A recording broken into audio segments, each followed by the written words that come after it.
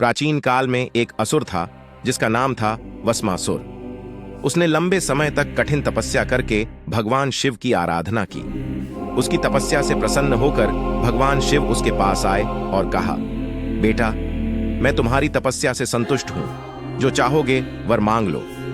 तब उस असुर ने भगवान शिव से कहा, जब मैं किसी के सिर पर हाथ रखूंगा तो वह मर जाएगा, मुझे यह वरदान दो। भगवान शिव ने तथास्तु कहकर उसे यह वरदान दे दिया और अदृश्य हो गए। फिर वह वस्मासुर देवताओं की ओर गया ताकि वह अपने वरदान की परीक्षा ले सके। उसने देवताओं के सिर पर हाथ रखने की कोशिश की, जिससे देवता डरकर भगवान शिव के पास चले गए। वस्मासुर भी वहां पहुंचा और बोला, हे देवादिदेव, मैं अपने वरदान की परीक्षा के लिए अब तुम्हारे सिर पर हाथ रखूंगा।